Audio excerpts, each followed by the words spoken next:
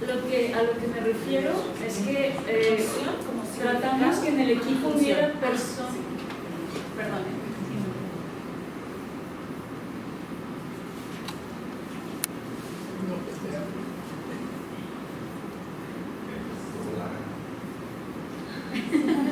Perdón, a lo que me refiero es que, o sea, todavía no hemos terminado de escuchar todas las conferencias, pero es interesante las preguntas que están haciendo, porque justamente atendiendo a que cada uno tiene experiencias y conocimientos distintos, aquí se trata de que cada quien aporte de lo que sabe. O sea, hay muchas cosas de las que no sabemos nosotros, que ustedes, o sea, nosotros estamos aprendiendo un montón. De la misma manera, ustedes aportan lo suyo, pero también van a aprender de otras personas. Lo que vamos a ver ahorita, lo que vamos a ver mañana sobre cómo hacer los materiales didácticos interactivos, ¿ya? Entonces, hay ciertas cosas, ciertas preguntas que quedan abiertas, algunas se van a discutir, se van a tomar decisiones, yo les comentaba, pero en eso estamos. O sea, primero que nada, para quien no le haya quedado claro en el proyecto, sí es la enseñanza del español como una segunda lengua, porque la primera lengua, la lengua de base que se está utilizando, es la lengua de señas mexicana. Entonces, el español es una lengua completamente distinta. Sí, el proyecto sí se trata de la enseñanza del español como una segunda lengua. ¿Sí? Excelente. Una observación, vamos retrasados, pero aprovecho para pedirles de favor, los del día de ayer, si pueden acercarse si tuvieran para copiarlas en el día 1, el del día 2 parece que ya las tenemos, y en el día 3 también agregarlas ahí. Se había mandado también al grupo un drive para subirlas, entonces ¿las dejamos allá o doble? Drive de una vez, están en el drive para que lo veamos. Ok.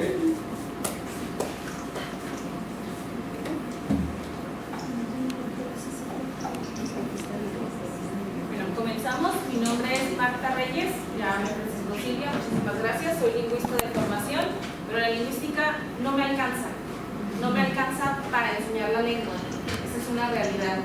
Conocer, entender cómo funciona una lengua no te da las herramientas para enseñar. Entonces me vi en la necesidad de tomar una especialidad en enseñanza de lengua extranjera y actualmente una maestría en educación. Escuchar la experiencia del día de hoy de todos y cada uno de ustedes me parece maravillosa. Son años de trayectoria y esos años de trayectoria los ponen hoy aquí, ¿sí? Y me permiten aprender y entonces ir entendiendo esto que es la lingüística en otros términos, ahora en una segunda lengua, específicamente una lengua que es tan diferente a una lengua natural oral, ¿sí? Con oralidad. Entonces voy a platicar un poquito de mi experiencia. A partir de lo que estuvimos revisando ayer, de lo que revisamos hoy, la verdad es que he tenido que cambiar mi presentación ya varias veces para no tocar los mismos puntos, ¿sí? Y porque hay cosas que estaba dejando de lado por completo y dije, ¿cómo no se me ocurrió? Si eso también estaba ahí, y no lo veía, ¿no? Entonces, ¿qué se necesita, ¿sí?, para enseñar o para aprender una segunda lengua? ¿Qué se necesita? Era tan obvio, estaba ahí, y ayer alguien lo dijo, creo que, y hoy también la maestra Marichuy lo comentó, hay chicos que llegan a un proceso de lectoescritura del español, pero no tienen una lengua materna, no tienen lengua de señas como lengua materna. Entonces, ¿cómo le voy a enseñar a leer y escribir en una segunda lengua cuando no hay una primera lengua? ¿Sí? Pues, antes del 2 está el número 1. Entonces, principal, tener una lengua materna, y es el derecho lingüístico de todos y cada uno de nosotros. ¿Por qué? ¿Y por qué es tan importante? Pues porque es a partir de mi lengua materna que yo concibo esto que es el mundo, ¿sí? Que yo hablo sobre el mundo y que yo hablo sobre mí en este mundo. Entonces la lengua materna me permite estructurar, descifrar, codificar y decodificar esta realidad en la que yo estoy viviendo, ¿sí? Bien, entonces, ¿qué necesita mi aprendiente de segunda lengua? Tener una intención comunicativa. Si no hay intención comunicativa, de nada me sirve todo lo que yo le pueda decir, ¿sí? Si no hay una intención real, si no hay una cosa que yo quiero expresar, entonces está ahí como el inglés para muchos de nosotros, ¿sí? ¿Por qué el inglés no funciona en las escuelas mexicanas? Porque no hay una verdadera intención comunicativa. Si yo tengo una intención, entonces voy a encontrar la manera de utilizarlo en un contexto muy específico y voy a decir, esta estructura me sirve para decir esto. ¿Sí? Bien. Y finalmente, un contexto que le permita comunicarse con sus iguales. Si el contexto no le permite comunicarse con sus iguales, ¿qué va a hacer? Quedarse callado. No comunicar absolutamente nada.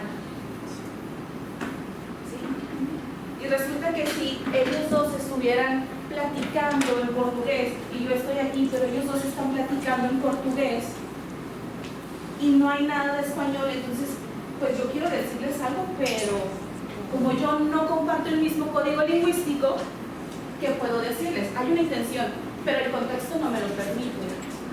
Entonces todo esto es súper necesario, es lo básico, es mi ingrediente principal para que pueda empezar a suceder esta maravilla de la que nos han estado hablando todos ustedes, ¿sí? Y por parte del docente, ¿qué se necesita? Se necesita conocimiento de la lengua, cómo funciona, cómo se estructura, cuáles son sus niveles, cómo se conforma cada nivel, ¿sí? Un dominio sobre la lengua meta, la lengua que se quiere aprender. Si yo no conozco la lengua que pretenden aprender, ¿cómo se lo voy a enseñar? Es imposible. Son cosas tan básicas que están ahí, ¿sí? Bien. Identificación y selección de enfoques de enseñanza con base en el perfil del estudiante. ¿Qué es lo que quiere mi estudiante? ¿Hacia dónde va mi estudiante? ¿Cuál es la intención de aprender de mi estudiante? Si yo no tengo esto claro, entonces voy a estar utilizando el enfoque incorrecto, las estrategias incorrectas y no lo voy a llevar a ningún lado. Lo voy a aburrir. ¿Sí? Si mi estudiante quiere aprender, en mi caso, con los extranjeros, mi estudiante quiere aprender español porque se casó con un mexicano que estudia aquí en la universidad. Realmente lo único que quiere esta persona, lo que quiere esta persona es el contexto de la convivencia con la pareja, con la familia. Y fuera de eso, no le interesa llegar a redactar un ensayo a esa persona. ¿Y qué tal que yo me vaya con un enfoque que no le conviene? Más académico. Más académico. Esa persona lo que necesita es un enfoque intercultural, no un enfoque nocio-funcional, que es el que, por ejemplo, a mí me gusta mucho, ¿no? Pero mi enfoque de nada le sirve si esa persona lo que quiere es aprender a convivir, aprender a tomar un taxi, tan fácil, taxi, y en otros países taxi. ¿Sí? Sí. Yo le digo al taxi, y el taxi me dice, adiós, y se va. ¿Sí? Entonces, ahí está la importancia de la selección del enfoque a partir del cual yo voy a empezar a diseñar mis estrategias y retomar toda mi metodología. ¿Sí? Y sobre todo, muy importante, sensibilidad. Creo que aquí ustedes han estado hablando mucho de empatía. Si uno no logra ser empático, si el profesor no es empático, si el contexto no es empático, no hay nada. ¿Sí? Y erradicar los prejuicios lingüísticos. ¿Qué es un prejuicio lingüístico? Fácil. Aquello que me dice, esta lengua es mejor que esta otra, o es más fácil o es más bonita. Y todos por aquí podríamos decir, ay, sí es cierto, a ver, dígame cuál es la lengua más bonita del mundo. La mía. Del amor, la del amor, sí, el portugués. ¿Cuál es la lengua más romántica del mundo? Dicen que el francés. El japonés es muy fácil con la lengua de señas porque el japonés es muy pero ¿verdad? Sí. Por acá, yo siempre he dicho, el francés es la lengua más romántica. Es mentira, Marta. ¿Quién te dijo eso? Se oye muy bonito. Se oye muy bonito, pero a lo mejor te está diciendo algo muy feo. ¿Sí? Y el portugués a mí me suena como que hablan muy alegres. Es prejuicio. Muy alegres. Y ese es un prejuicio mío. ¿Sí? Y entonces hay que erradicar esos prejuicios como docente de una lengua. Sea cual sea tu lengua, te voy a enseñar, tienes que erradicar esos pensamientos de que esto es más fácil que otro. ¿Cuántas veces no hemos dicho, ay, el chino es mucho más difícil que el español? Es que sabe, he querido estudiar chino, pero está en chino. Es difícil. Pero ¿cómo podemos decir eso? Es una creencia solamente. Sí, yo preguntaba lo de los verbos porque es mi coco, es mi dolor de cabeza, pero me encanta, ¿Por qué? Porque generalmente recibo estudiantes japoneses, ¿sí? Y entonces enseñarles a los japoneses que tenemos un modo subjuntivo, que es lo hipotético, no está aquí en ese plan, está en la imaginación. Y decirle, cuando hayas terminado la primera actividad, ¿cómo que cuando haya terminado? Ah, es que ese es un pasado pero del futuro. O sea, sí es en el futuro, pero es cuando tú ya terminaste. Eso se vuelve muy complejo, pero es aquí donde entra la semántica, haciendo un trabajo muy bonito, muy hermoso y diciéndonos qué pasa con los tiempos. Si hay alguna pregunta, me dicen.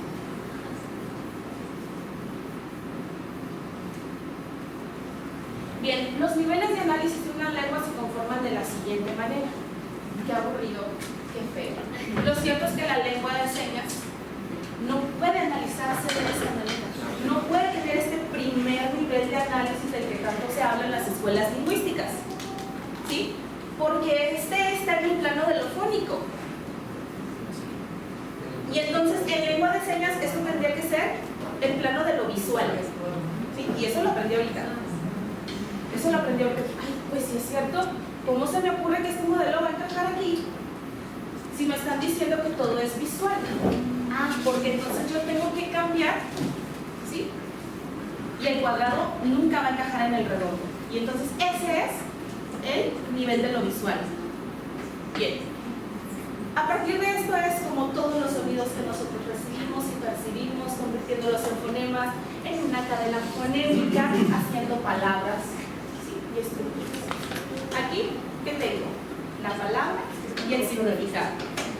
Aprender palabra y aprender significado. Y aprender también la polisemia de la palabra, porque no es solamente una palabra. Ayer yo me moría durante la primera hora cuando hablaban del modelo lingüístico. En lingüística, ¿muy rápido? No, las palabras de polisemia. Ah, es una palabra que tiene muchos significados, perdón.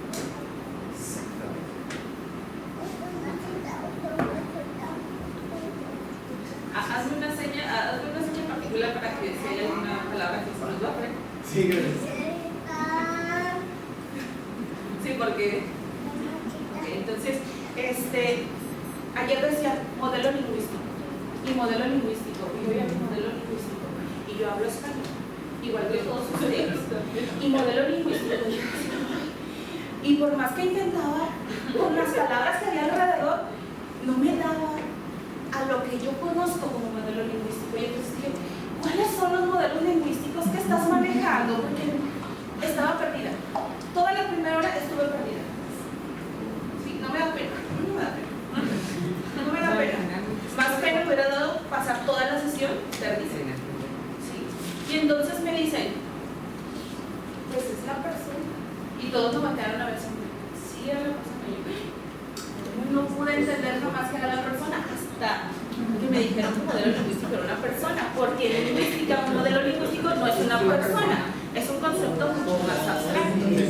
¿Sí? Entonces en mi mente estaba ese concepto abstracto y no encajaba con absolutamente nada de lo que se dijo en la primera charla.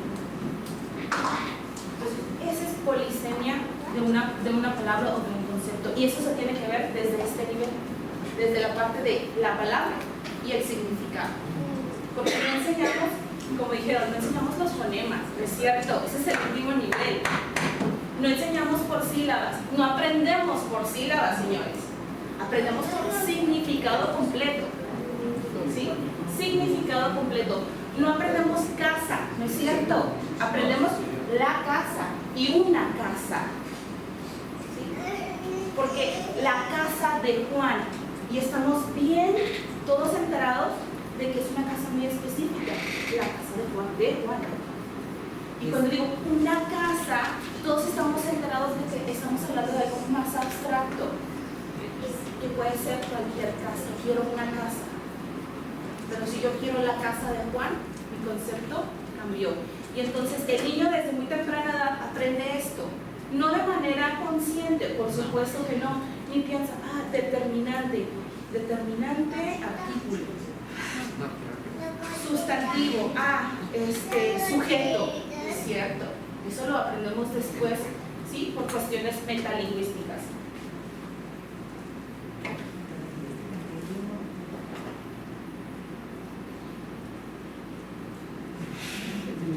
Morfología y sintaxis. Estructura. La clave de muchas la clave en la enseñanza de lenguas extranjeras y segundas lenguas tiene que ver con la formación de las palabras. ¿Sí?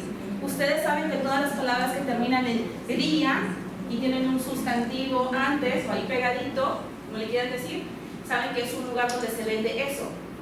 Panadería, carnicería, ¿sí? Y todo así. Entonces, el estudiante o aprendiente de la segunda lengua identifica, es un lugar donde se vende ¿qué? Busco que hay tantitito antes. Carnicería, carne. Panadería, pan. ¿Sí? Es una forma también de estimular la lectoescritura a través de la formación de las palabras e incrementa su vocabulario. Porque sabes que si le cambias la terminación, pan, panadería, panadero, dero, carnicero, ero, entonces estás hablando de una persona. ¿Sí? Bien. Y el último nivel, ¿sí? Que no es como que vamos aprendiendo así la lengua, no es cierto, viene todo en conjunto, ¿sí? Es el sociopragmático, en donde aprendemos en qué contexto va qué sí puedo decir aquí y qué no puedo decir aquí, cómo sí puedo hablarte a ti, cómo no puedo hablarte a ti. No es lo mismo pedirle el permiso a la mamá, al papá, al hermano mayor, al maestro de clase, al director o al rector. Yo no voy a llegar con el rector a decirle, oye, fíjate que la niña está bien malita, bien malita, entonces me tengo que retirar, entonces jamás.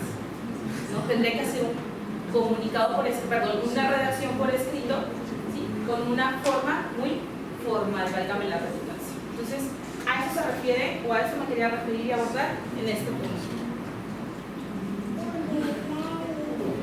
¿Me ayudas con el siguiente? Gracias.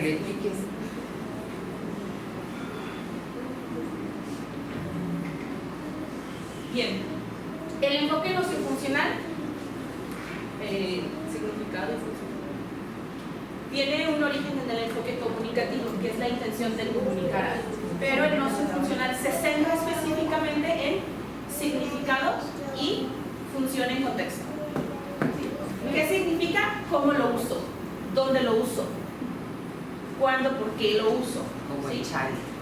¿Cuándo más o menos tiene origen? En el 76, de Watkins, y se centra en el uso de estructura. La estructura es la solución de todo. No quiere decir que esta es la forma maravillosa, ni la clave, ni mucho menos. Es lo que yo trabajo, es lo que a mí me gusta, es lo que a mí me ha funcionado para mis materias con los extranjeros, que en este caso es la materia de sintaxis y la materia de lectura y comprensión. Entonces, me ha funcionado muy bien, me gusta, porque es un modelito que parece calca, lo llevas y lo traes, y no hay pierde.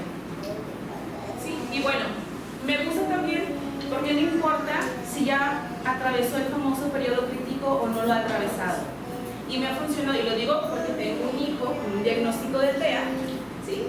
Y este modelito lo llevo y lo traigo conmigo. A veces de buena gana y a veces no tan de buena gana. Frustrada ya, ¿verdad? Trastorno, espectro de trastorno autista.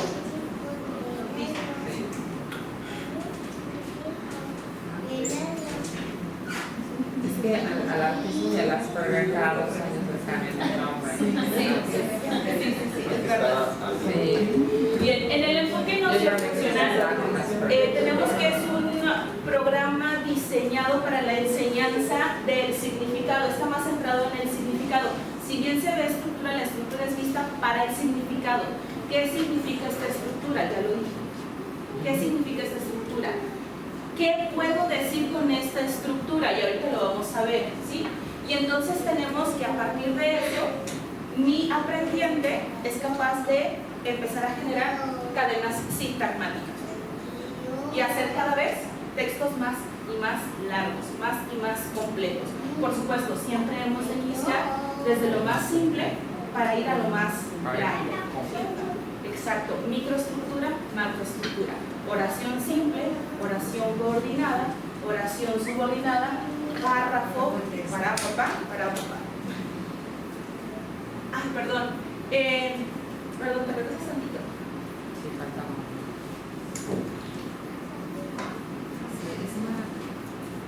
Si no quieres, déjala. Media traviesilla, ya la vimos. Entonces, un concepto que por ahí quería comentar es lo de competencia comunicativa.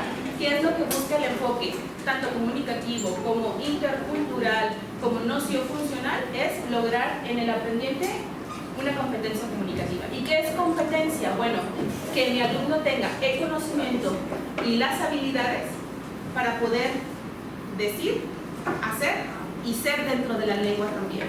¿Sí?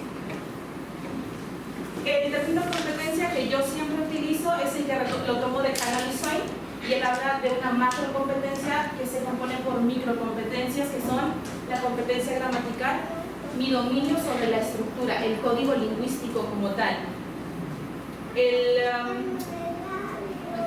La microcompetencia sociolingüística, que me habla sobre las reglas de uso y reglas de discurso. Eso es lo que yo quiero lograr en mi aprendiente de segunda lengua, de tercera de lengua extranjera, ¿sí? Que sepa cómo usar la lengua, que sepa cómo usar esta estructura, ¿sí? ¿Dentro de dónde? Dentro de discursos muy específicos. ¿Cómo? Bueno, también teniendo como referencia que hay fallos en la comunicación, pero que estos fallos, ¿sí?, se pueden compensar y que también se pueden, para lograr una comunicación efectiva. ¿Cómo se compensan los fallos? La mente es maravillosa, el cerebro es maravilloso. ¿Cómo compensé mi fallo ayer sobre modelo lingüístico? Preguntando. Con el concepto que ya sabía. Claro. Y entonces no cuadraba nada. Ese es un fallo lingüístico. Pero yo ya tengo un referente, mi cerebro ya tiene algo ahí. Entonces, yo voy a tomar lo que ya sé. Y es como un ensayo, como un proyecto. Y tengo que ver si encaja. ¿Sí? Y entonces durante una hora no encajó. No. Y yo, tengo una pregunta. ¿Sí? Tengo una pregunta. No encajó. Y entonces compensé mi fallo y logré que mi comunicación fuera efectiva. De eso se trata la competencia lingüística. Lograr estructura, con qué, cómo, dónde y cómo lo puedo resolver si es que no se está logrando como yo esperaba.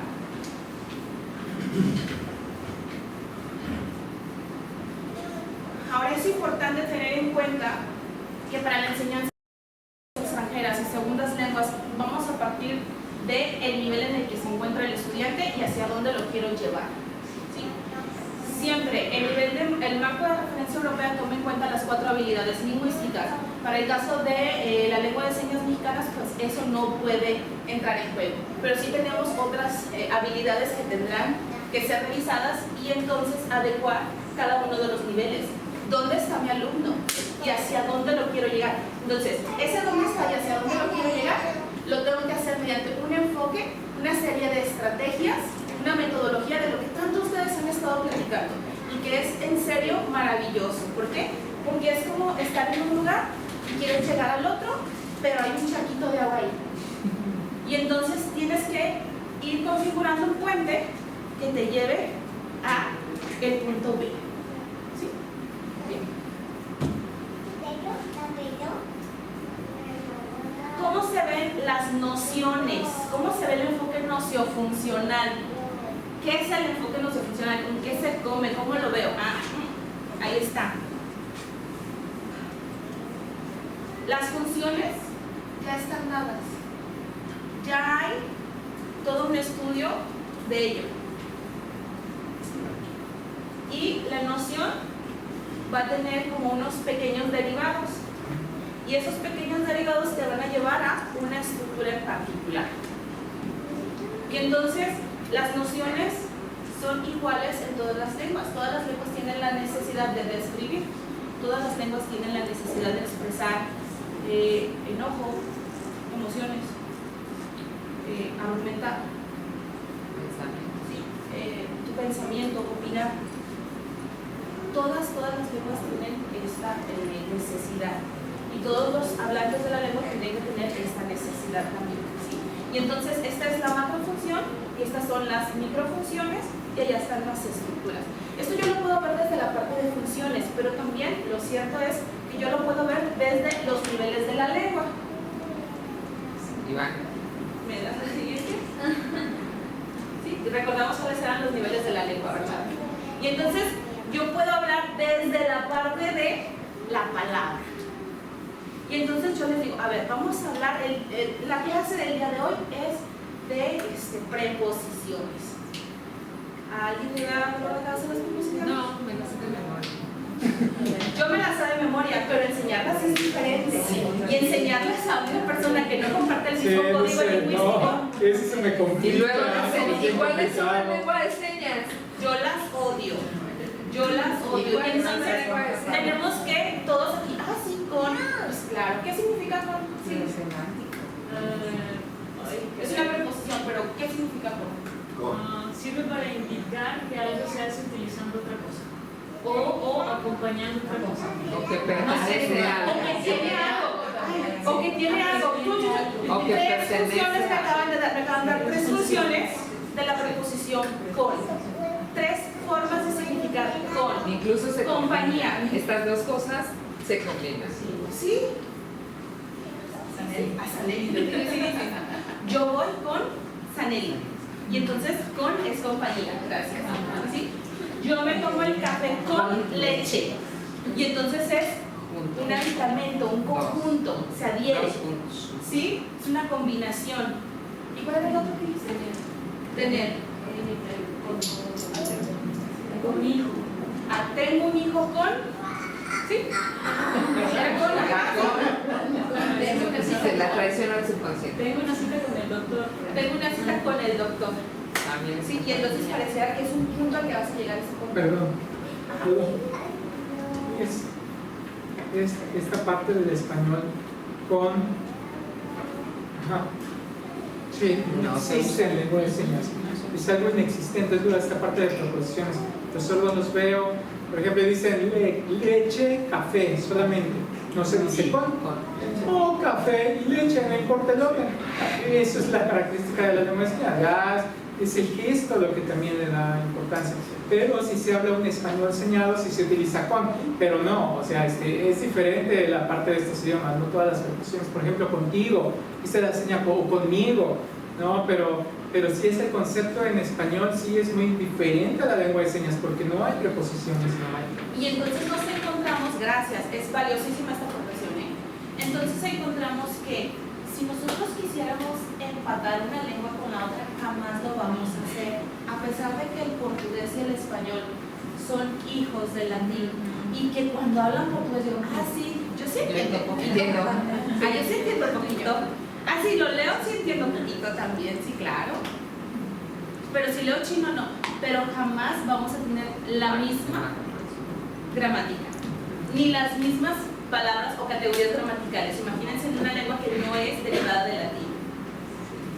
Entonces ahí viene la complejidad tal vez de enseñar una lengua, que hay categorías que no existen en la lengua hay categorías que existen en la lengua meta, pero que no existen en la lengua madre, ¿sí? Retos a los que me enfrento con japoneses: no tienen artículo, no hay género ni número, no hay flexión verbal. Y entonces todas esas cosas se tienen que enseñar sí o sí. ¿Por qué? Porque si ellos quieren aprender español, pues tendrán que asumir ciertas estructuras. Y entonces es más fácil enseñarlo por fórmula y decirle esto va con esto y siempre va a ir así. O esto va con esto y estas son las excepciones, ¿sí? Y estas son las funciones, que tratar de que empaten las lenguas, porque no van a empatar, ¿sí? No sé si alguien aquí cuando estaba estudiando inglés se enfrenta a la dificultad, del subjuntivo. Que te vaya bien. Espero que haya salido bien. Pues no hay un verbo en específico, no hay una forma del verbo en específico en inglés. Tienes que utilizar un auxiliar. Y yo me siento manca, siento que me falta una mano. Siento que me falta una mano cada vez que tengo que decir algo en inglés en un tiempo hipotético. ¿Sí? Y decían mis alumnos, Marta, es que yo me siento como que tengo 3 manos, no sé qué hacer con la tercera mano, que se llama subjuntivo. ¿Dónde la pongo? ¿Qué agarro con ella? ¿Sí? Bien, entonces, se puede ver desde diferentes niveles. ¿Desde cuál lo quieres ver? ¿Desde cuál lo necesitas? ¿Desde la palabra? ¿Desde la estructura? Ya. ¿La oración? Sí. Puede ser el verbo. Tú puedes entrar en el verbo. Tú del verbo puedes hacer mil maravillas desde la noción función.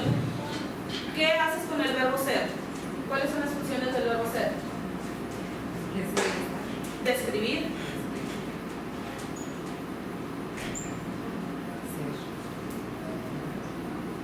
¿El verbo está?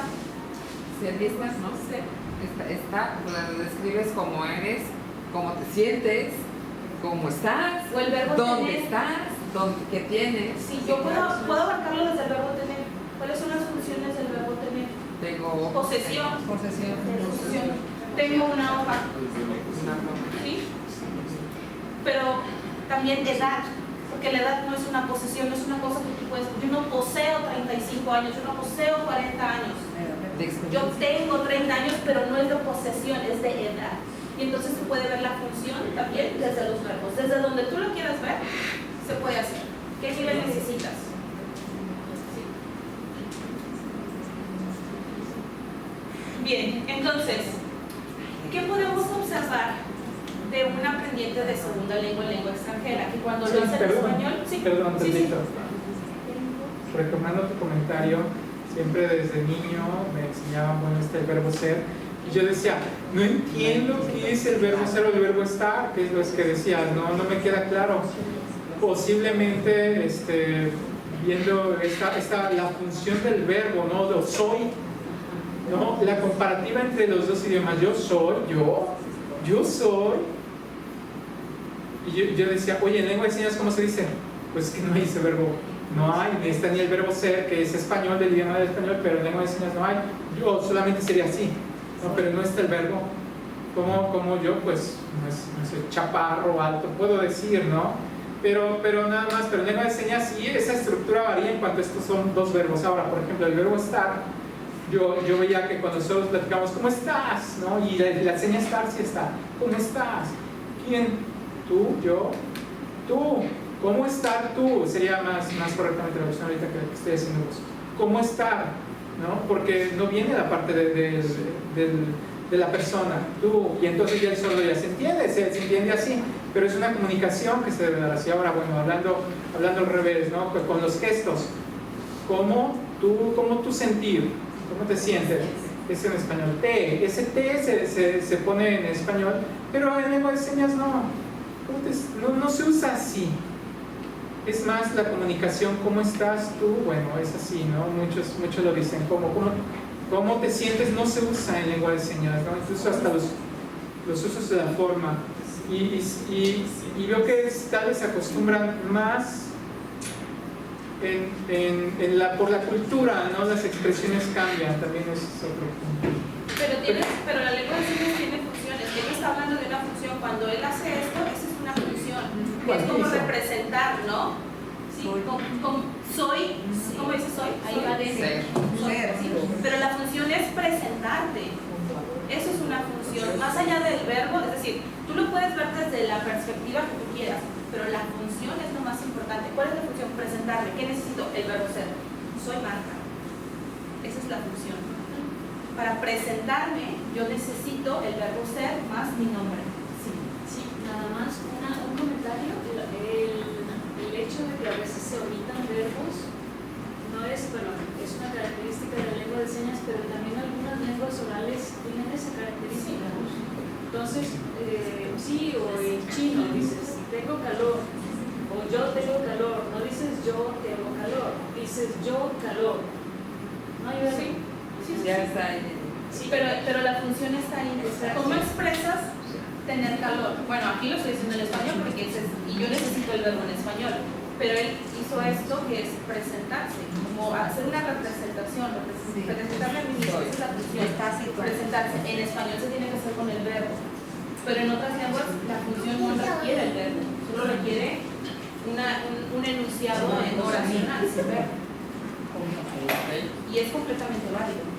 Sí, a lo que el comentario va a, primero, en primer lugar, para que no se, digamos, se piense, Sí. ya lo saben, que no se piense que no hay verbo porque se trata de una lengua gestual, sino que hay, según las diferentes lenguas, cada una tiene sus reglas. Hay lenguas orales que tampoco tienen verbo, o que a veces se usan, a veces son. O sea, que en primer lugar que no es exclusivo de una lengua, sí, correcto. Y segundo, que si la lengua así es como se aprende, porque la propia lengua tiene sus reglas. Sin olvidar que, por último, es importante recordar que este principio es muy importante. Lo que se trata de lograr es la comunicación, no la perfección, no sino la comunicación, sino la perfección. Y por supuesto que la perfección, pero eso ya va más adelante. Va escalando, sí, es gradual, va escalando totalmente. Bien, entonces, todo aquello que no corresponda igual a como nosotros estamos esperando, generalmente lo denominamos error. ¿Sí? Si me le faltó el artículo, si me le faltó el pronombre, si me le faltó la preposición, luego es un error. Y esa es una perspectiva muy equivocada que tenemos los docentes. No son errores. Y eso tiene que cambiar cuando se trata de estudiantes extranjeros y estudiantes de segunda lengua. ¿Sí? Eso se llama interferencia lingüística y es parte de un proceso denominado interlengua. Así es. No hay errores. Una persona que no habla español o que el español no es su primer lengua no está cometiendo un error. Absolutamente no. Está teniendo una interferencia lingüística. Es decir, se está trayendo algo de su lengua madre, porque en su lengua madre eso funciona, y entonces lo pone acá. Y las interferencias lingüísticas pueden ser también en todos los niveles, puede ser fonético-fonológico, puede ser de significado, puede ser de estructura, ¿sí? Y puede ser también de uso. ¿Qué es lo que sucede cuando nosotros nos equivocamos al interpretarle algo al sordo y que no da el mensaje? Podría ser que está interfiriendo lingüísticamente en mi lengua madre. No, eso ya es una omisión. Sí. Cuando es tu decisión lo estás omitiendo. No. Pero se Yo- un nivel de conocimiento de la Ajá. Yo lo veo más en la forma, por ejemplo, nos pasa en Casa del Sordo que enseñamos como todo el tiempo y de repente cuando queremos hablar español o hablamos, hagamos en sordo, o sea, con la estructura de la lengua de señas, o de plano ni nos acordamos de la palabra oral y la enseñamos. O sea, más bien yo lo veo como esa parte de la interferencia. Gracias, porque yo no tengo esa experiencia de trabajar con sordos y entonces me quedo corta en muchas respuestas. Y digo, ya estoy hablando en sordo. O sea, ¿no? Con la estructura del español ya más oral, pero ya estoy hablando con la estructura de la lengua de señas. Esta mañana Adriana se acordaba de la seña de Jicotepec, pero no Lo del nombre. nombre, Ajá. sí, Ahí estuvo. justo. Bueno, si hablas inglés te pasa lo mismo, y si estás hablando inglés por un buen rato, y luego te dicen, ay, qué payasa. No, no es que sea payasa, es que es un proceso. Y yo tengo alumnos que me dicen, ya son enseñas. Digo, Eso es bonito. entonces ya Ese va es el un proceso. Sí, ¿no? eso es un proceso. Ya va mira, el proceso bonito. Creo que como docentes sabemos que cuando una persona sueña en la otra lengua, estamos del otro lado. Ya. Sí, es como de, ya lo logré. lo lograste. Sí. El mérito es tuyo, lo lograste, llévatelo. Estás en la gloria, de aquí para arriba. Sí. Bueno, tengo un poquito de confusión, entonces, interferencia lingüística es que también esto me lleva Ya se puso el otro interlengua. El error, lo que comúnmente denominamos error, que se puede llamar error si es tu lengua materna. Pero si no es tu lengua materna, se llama interferencia lingüística. Esa interferencia lingüística se puede dar de acuerdo a ciertas características del nivel de tu lengua materna. No quiere decir que sucedan todas. Ajá, pero por ejemplo, el caso que comentan Itzul y Rosaisel, bueno, no sé si Rosaisel exactamente quería decir eso, pero el caso de que comenta Itzul, que es como de pasarte de una lengua a otra, ¿no? En la que ya no sabes en cuál estás y llegues a combinar, ahí más bien sería como una clase de bilingüismo coordinado, subordinado, una cosa así.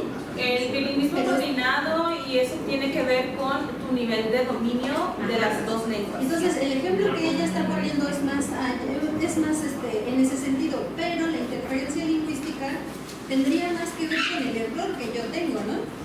Bueno, no error, pero Es que Sí, se no. ve- Sí sí es un se ve error, como un error pero en el solamente le español. podemos nombrar error entre ella y yo porque hablamos la misma lengua.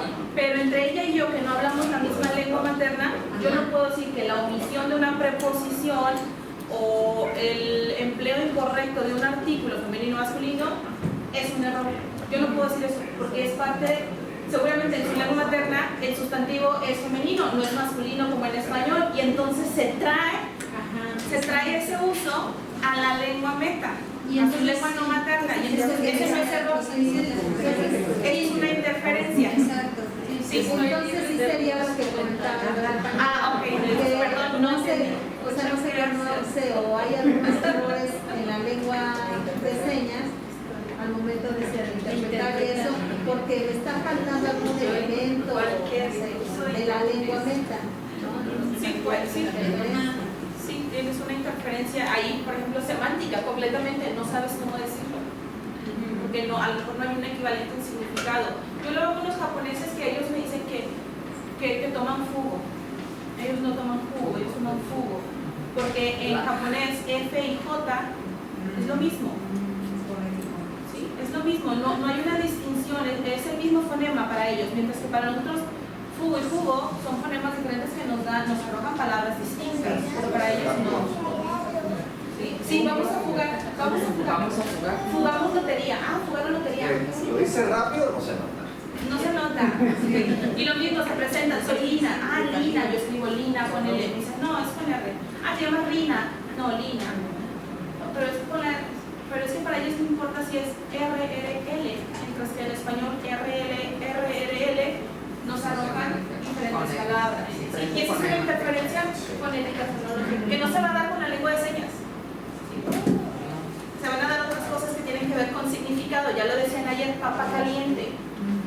¿Sí? Y yo lo empataba con dientes de leche. Les di a mis alumnas una lectura que hablaba sobre los dientes de leche y era para adquirir más vocabulario, para incrementar. Así que entonces me decían dientes de leche. Y dientes de leche. Y ellas se figuraban pues, que se le chorreaba la leche o algo, ¿no? Y entonces ya me dice la alemana, sweet tooth o sweet teeth. ¿Sí? Y yo, ¿cómo que sweet? ¿Cómo que dulce? ¿Cómo que dientes de dulce? De azúcar. De azúcar, ajá. O sea, ¿cómo? Y ella me decía, ¿por qué? Pues Su igual, cultura es diferente. Y entonces vemos porque que allá hay papa otra caliente no pega ni con chicle. Vimos que papa caliente era, sí, porque se desbarataba. Se desbarata. Y yo lo imagino diferente. Desde mi formación cultural es papa caliente porque está caliente y yo no la quiero tener. Entonces tengo que me quemo. Sí, o sea, y para ellos no es muy diferente, es un significado totalmente diferente.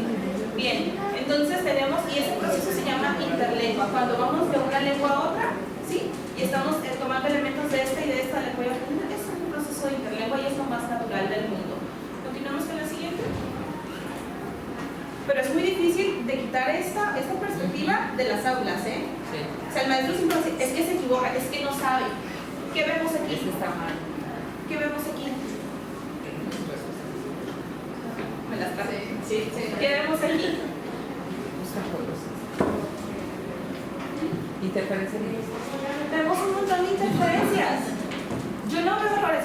Cuando Silvia me habló y me dijo, mira, y me dice, tiene muchos errores. Y yo no tiene errores, está maravilloso, está bonito, mira los alcances. No es fácil. No es fácil lograr que mi alumno de segunda lengua, de lengua extranjera, me diga esto así. No es fácil. Esa es una interferencia, sí. Perdón, nada más como aclaración, el término que yo utilicé fue el que encontré en la literatura y fue el de Disfunción sintáctica, sí es cierto. error, ¿no? ¿Qué es error? No, es una forma más bonita de decir. Sí, cuando no tengo disfunción, ¿de qué estamos hablando? De un error, de algo que no está algo bien que no está hecho. funcionando. Es una forma muy técnica de decirlo, pero sí, tiene razón, ella me habló de disfunción sintáctica, disfunción. O sea, en la literatura, en los libros, Sí, inventan este tipo de cosas, así se les llama. Sí, claro. Se les llama disfunciones sintácticas y de hecho hay un libro que se llama ¿Cómo escriben los alumnos sordos? De Gutiérrez Cáceres.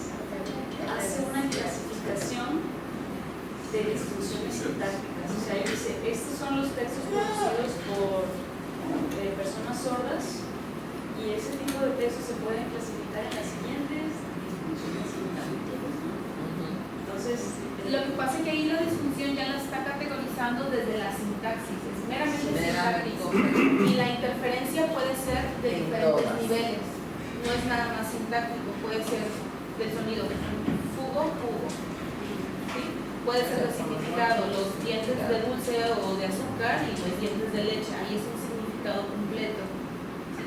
Pero disfunción sintáctica hace referencia exclusivamente a lo que está escrito, a la estructura mal escrita. Entonces, ¿qué veo aquí yo? Sí, un montón de interferencias y un montón de oportunidades. Estoy viendo que, por ejemplo, parece el orden de los sordos en español, pero cuando lo hacen a veces hay como disfunciones al momento de escribirlo, porque a veces acostumbramos a escribir por WhatsApp. Que bueno, nosotros con las personas estamos comunicándonos con ellas, los sordos pues enseñamos. Entonces pues al momento de hacer te enseñas, pues lo hacemos de un modo, a la gramática. La gramática de la lengua de señas es cerca de las señas. Pero he visto que después estamos cada uno de nuestra casa, que sea en la noche, platicando por WhatsApp. Lo veo y me sorprende porque no entiendo el orden, se lo muestra a otro sordo y lo veo y pues tampoco lo entiende, a otro sordo también, y él tal vez sí lo entiende.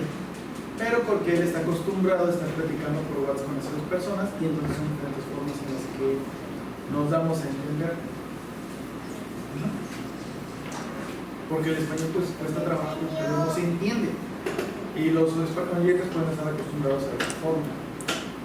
Se les hace rara la forma en la que escribimos el español y dicen, ¿por qué lo hacen así? Pues porque no saben que es otro idioma para nosotros.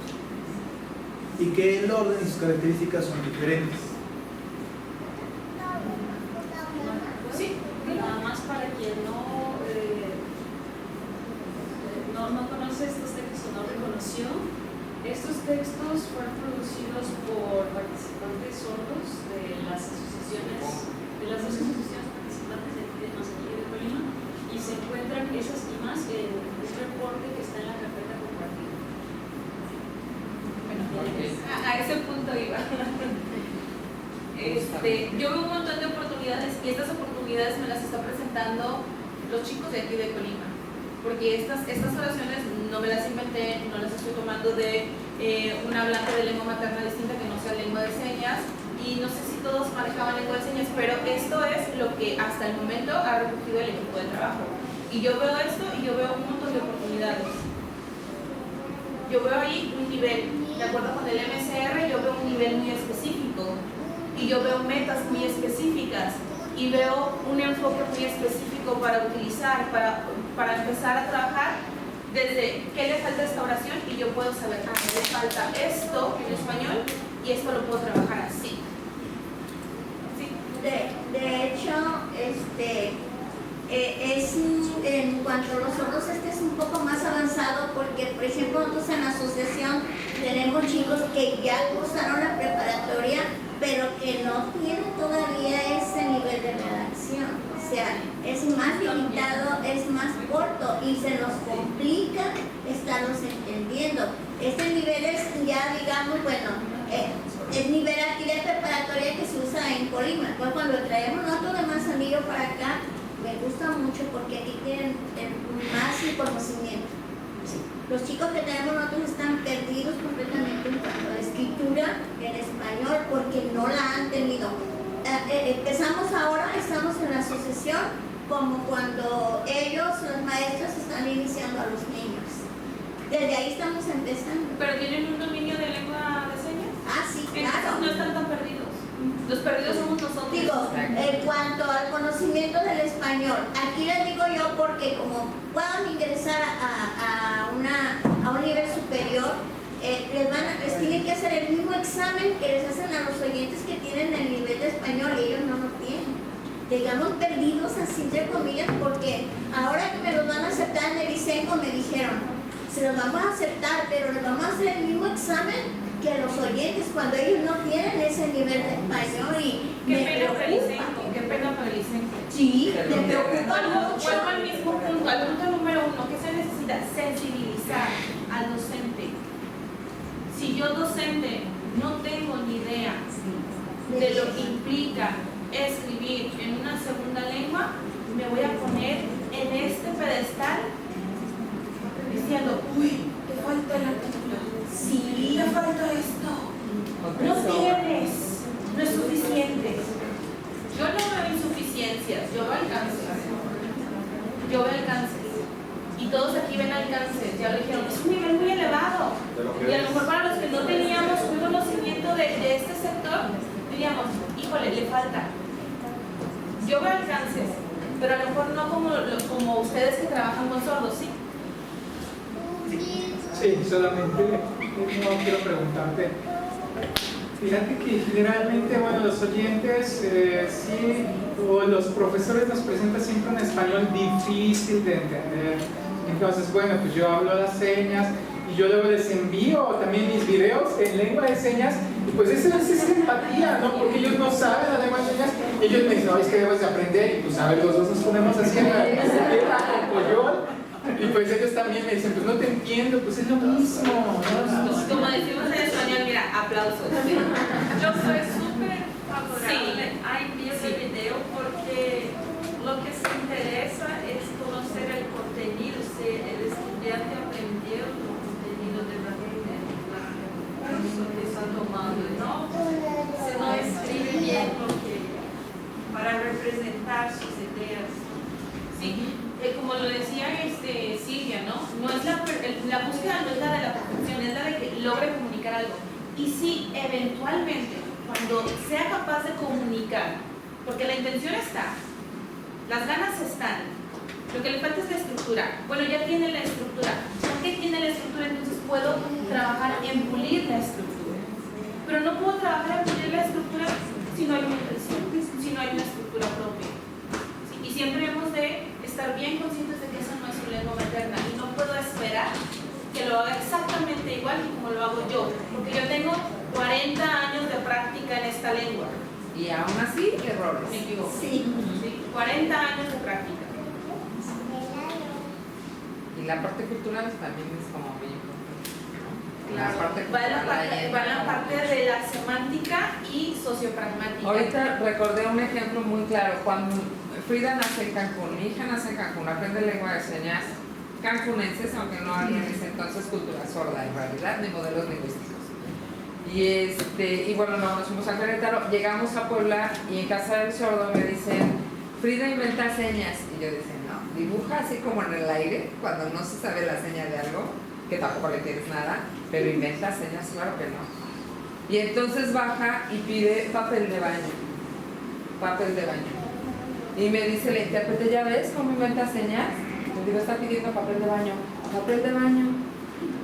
Y además en Puebla los otros dicen rollos, oralmente, no piden papel higiénico. La mamá es chilanga, entonces pide papel higiénico, papel de baño. En Yucatán piden higiénico y nada más dicen baño. Y hacen esto, por ejemplo, ¿no? Entonces, o sea, no inventa señas. Es la seña que ella se sabe materna y sigue siendo diferencia de lengua de señas y lengua materna. Ahí está también esta parte de la polisémica, ¿no? Como la palabra papel puede ser este papel. Además. Y en Colima específicamente, si yo le digo a mi hijo, tráeme el papel, él va a correr al baño. Me va a llevar un papel al baño, seguramente se va a acabar y no lo repusieron. Este es hoja. Sí. No, sí, claro, pero aquí en Colima es un papel, porque es un papel cualquiera, es como muy general. Sí. Un papel. ¿Quién tiró ese papel? Y no necesariamente es rollo higiénico. Sí, y como decían ustedes, las variantes dialectales. Las lenguas vivas siempre van a presentar variantes dialectales.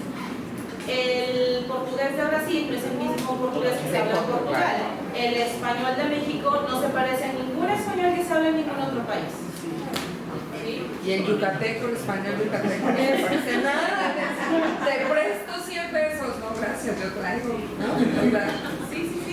Otra forma de estructurar. Ok, casi terminamos para no aburrirlos más, no cansarlos. Bien, recordemos que la edad y la estructura sintáctica van mucho de la mano. no son las mismas necesidades comunicativas de un niño, de un infante, que de un adolescente, que de un adulto, que de un niño que va en kinder a un niño que va en primaria. Las necesidades comunicativas son distintas y siempre hemos de empezar por lo más simple y por la primera realidad, que es el yo. ¿Sí? Uno nunca tiene la necesidad de comunicar algo, no comienza por el tú, ni por el él, ni por el ella, comienza por el yo, el cómo soy, el cómo me siento, el cómo percibo aquello. ¿Sí? Pero todo inicia desde el yo.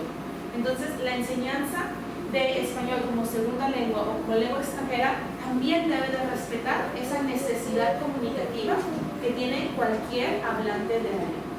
¿Sí? Entonces, empezar desde el yo y siempre estar pensando en que hay estructuras más simples y siempre se va a comenzar por lo más simple y poco o gradualmente iremos incorporando estructuras más complejas. Desde la sintaxis, esto se llaman oraciones y tienen muchos nombres y puede sonar pues muy aburrido y no es la intención pues de la presentación, pero pues aquí las traigo, ¿no? Bien, preguntas, comentarios, sugerencias, perspectivas. Pues ya salieron todas de la ponencia. Yo voy a hacer un diplomado, por favor. Diplomado, queremos abrir un diplomado en lingüística. Sí, yo quiero. Justo y necesario, la verdad es que es muy, muy necesario. Ya lo sabes. Sí, por favor. Me enseñas español a pero sí. Sí, sí, también. Sí, también. La pandemia me hizo migrar a esas plataformas y estudiantes de... Sí, estudiantes que tuve anteriormente me gustaron porque consiguieron trabajos diferentes a los que realizaban generalmente por la pandemia y necesitaban un nuevo vocabulario porque además pusieron que eran bilingües, pero se dieron cuenta de que su bilingüismo no les alcanzaba para ciertas áreas, sobre todo de la salud. Entonces estuve dando clases a distancia. Ahora sí, perdón. Perdón.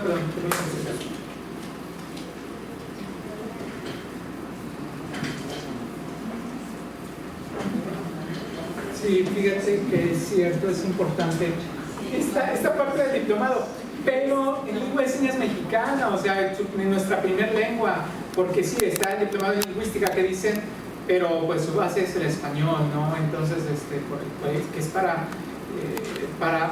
hablantes nativos, no para extranjeros, ¿no? Pero si entiende, se entiende, o sea, porque partes de una segunda base y resulta un tanto confuso. Quizá dices, bueno, pues el diplomado se lo puede hacer en español, pero se pierden demasiados conceptos al momento de pasarlos en lengua de señas mexicana. O dices, es que esto, ¿qué significa esto? ¿Cuál es la implicación de tal concepto? Entonces sería como que hacer el diplomado, yo aplaudo esto, pero en lengua de señas lingüística. ¿Sabes qué? Yo creo que a la escuela de lingüística nos hace falta una materia de lengua de señas. De lenguas visuales. Sinceramente, lo digo sinceramente, no es porque estoy aquí ahorita. A la licenciatura en lingüística le falta una materia, debería ser obligatorio que el lingüista lleve latín, bueno, raíces griegas y latinas, pero por supuesto que también lenguas de señas mexicanas. Sí, es incongruente ser lingüista y no tener ninguna noción. Hace rato le preguntaba, ¿cómo voy a decir gracias? Porque no tengo ni idea. Tengo una necesidad comunicativa, tengo una intención comunicativa, pero no tengo estructura para decirles gracias.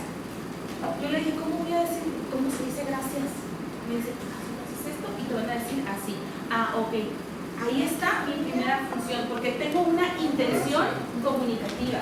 Es real, mi necesidad es real. Y si partimos de ahí, las cosas van a ser totalmente diferentes. Entonces, nos falta en el programa, quedamos en deuda con la comunidad sorda, ¿cierto?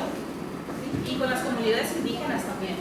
Y sabes, perdón, también estaría interesante, bueno, tú que dices la formación, hay una tesis de la doctora Miroslava que habla sobre la gramática de la lengua de señas, un estudio que hizo en las comunidades sordas. Y yo, por ejemplo, yo la he leído, pero yo no tengo la formación, entonces sí hay muchas cosas que digo, no le entiendo, por ejemplo, esto de la fonética, el lengua de señas ahí. Y que alguien así, por ejemplo, alguien que nos pudiera explicar también a los sordos, ¿no? Porque es como yo uso el español, pero si me dicen, a ver, ¿cuál es el subjuntivo y yo, o sea, a lo mejor lo uso, pero lo uso en instalaciones muy probablemente, pero si me pides que yo te lo explique, no lo sé.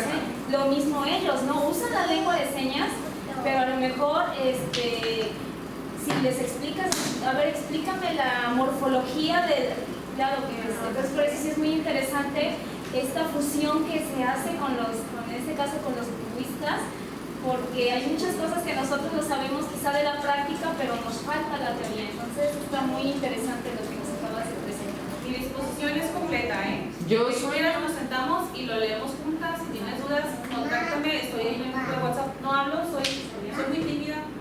No parezco, pero soy muy tímida. ¿Cómo estás? ¿Cómo estás? No puedo ni saludar a Silvia y eso que me siento con mucha confianza, pero no sé cómo saludar. Es como... Hola Silvia. Soy muy tímida. No lo parezco, soy muy tímida. Igual le pasa a Sharon. Sharon platica con la comunidad sorda, tiene conocimiento, pero al momento de que ella se quiere integrar, le pasa lo que es tímida, se le trae un poquito, o no sé, como que no puede socializar. Ahora que está en lo de la maestría, le pasa porque dice mamá, es que ellos piensan que yo no sé, no me entiende, que hay una maestra que me limita, que me dice, es que tiene que ser así porque así es. Dice, pero es que ella no me entiende. Entonces, ¿qué hace? Pues le baja el nivel de la, no sé, pues no la autoestima, sino de su participación. Porque dice, no, pues es que me pone un tope y pues la que no me entiende es ella.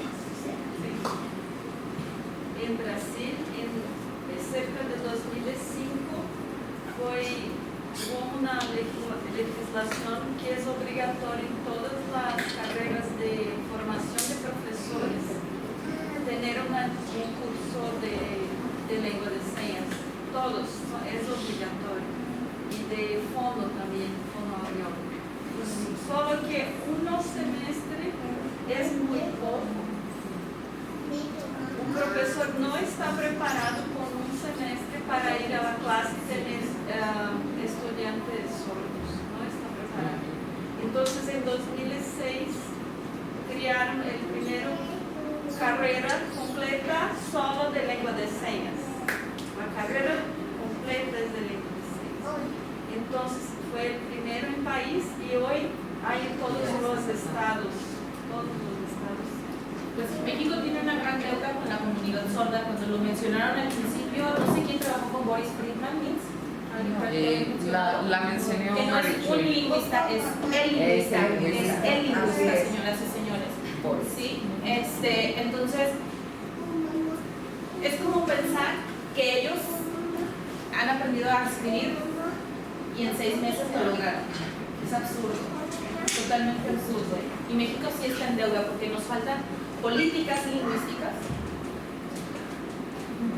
Nos faltan políticas lingüísticas. Para nosotros nos hace falta políticas lingüísticas en las que se tomen en cuenta todas las lenguas. Decían, el Día Internacional de la Lengua Materna. Nosotros en la licenciatura en lingüística sí lo celebramos, tenemos jornadas lingüísticas, están abiertas para todo público, no tienen eco. Y hay algo muy bonito, este trabajo lo hacen los alumnos junto conmigo, pero es la última generación y una generación tan peculiar. Ellos dijeron, nosotros queremos trabajar con lenguas mexicanas y queremos que toda la semana sea sobre lenguas de señas mexicanas. Entonces hay un interés, la sociedad sí tiene un interés, pero hace falta también que desde arriba volteen a ver esta necesidad, ¿no? No es deuda de mi escuela, es deuda del país. Yo sueño mucho. Y este tema de los sordos afortunadamente me encanta y creo que para mí es como muy amoroso. Pero ahora, antes soñaba con que todo esto que se está dando hoy, que se hiciera estudio de lengua de señas y que se volteara a ver a los sordos y que de verdad se abrieran espacios y lugares como fuera, pero que se abrieran. Y ya se está dando. 20 años después de que yo empecé en este mundo se están dando. Y ahora sueño con que haya sordos que puedan justo estudiar su propia lengua y no sea Miroslava, y no sea Boris, y no sea desde la lingüística del español, sino desde la propia lingüística de la lengua de señas. Nos falta un chorro, pero ya están saliendo. O sea, ya están saliendo modelos lingüísticos, ya están saliendo sordos competentes. Y hace 20 años ni siquiera soñabas con eso, nada más lo veías en Hollywood. Y yo siempre decía, Hollywood no ayuda, ¿no? O sea, creo que todos son así. Real, en esta universidad donde fue creada esta carrera, tiene varios sordos doctores. Ya estudiando la lengua de señas. Que pues ya nos están falta en México. proponiendo métodos. Nos falta en México, ¿no? Yo creo que ya ese es como un paso. Y no casa, y porque a los oyentes nos pasa algo socialmente muy fuerte, que es nos casamos con una bandera de un grupo de sordos y empezamos a pelear por esa, y nos peleamos con otro grupo de sordos que no tienen como en conjunto, y es una hoguera de vanidades bien gacha. Y de repente los sordos ya no hacen nada, ¿no? Ya nos ven a todos, a los oyentes agarrándonos a trancazos y a verguazos, y los sordos ya se quedan quietos. Sí, perdón, aquí quiere participar. Sí, claro, y ahí nos quedamos quietos, ¿no? Entonces, o sea, ya, o sea, requerimos también que los mismos sordos salgan y vean y nos digan cuáles son sus necesidades. Alguien comentaba ayer en el transporte a Comala, creo que de alguna manera nosotros estamos haciendo cosas que ellos mismos deberían estar haciendo, justamente. Y sí, y me acaba de pasar una experiencia hace poco con Verónica, justamente, ¿no? Que ya te la platico un ratito. Pero justo, y que Gerardo fue el que dije, ay, yo aquí peleándome, ¿no? Y haciendo de las suyas en contra de lo que yo estoy peleando. Porque no tiene el conocimiento. Justamente eso es lo que pasa con esa comunidad de sordos.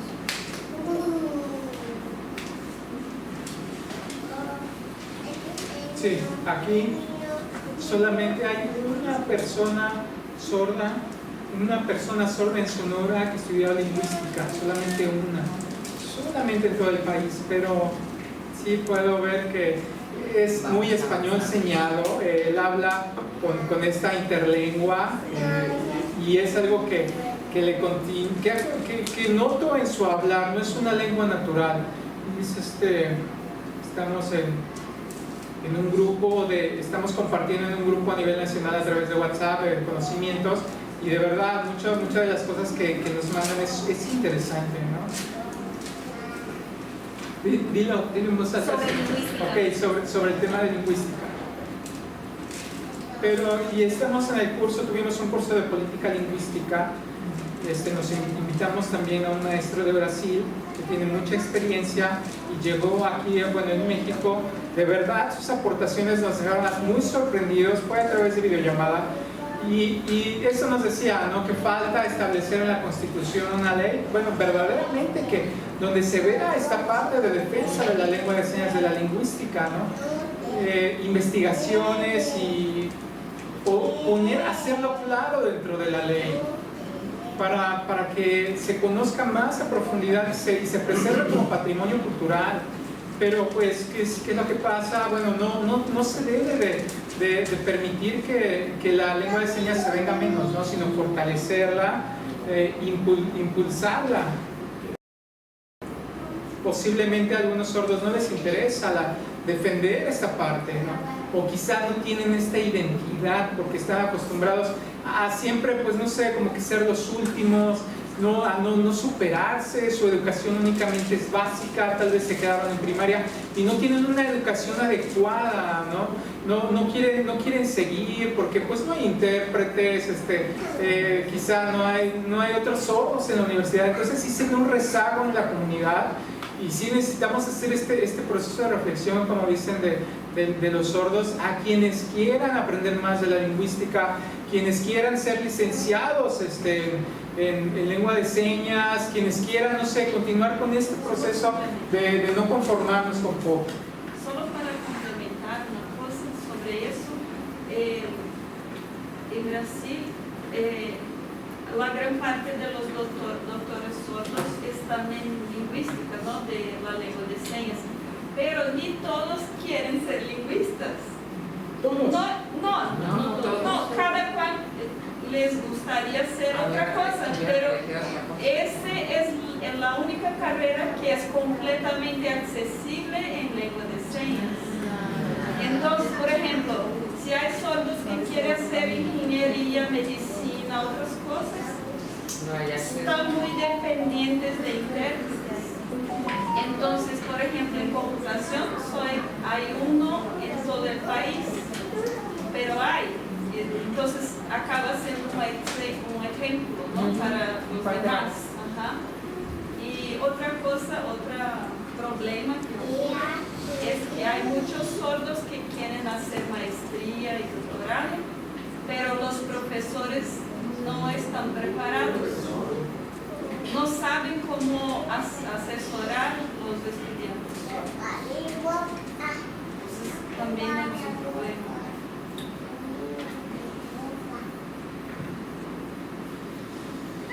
No sé si hay más preguntas. No. Este se va a volver con eso. Sí, yo creo que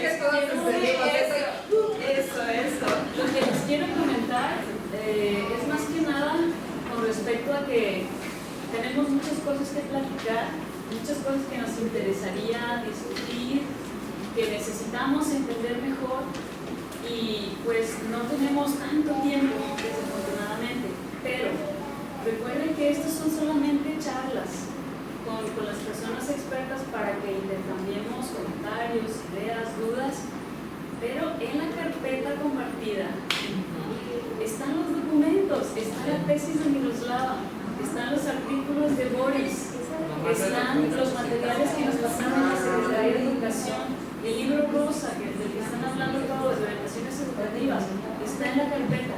Están los materiales que nos pasó la Secretaría de Educación sobre los microproyectos. Está ahí.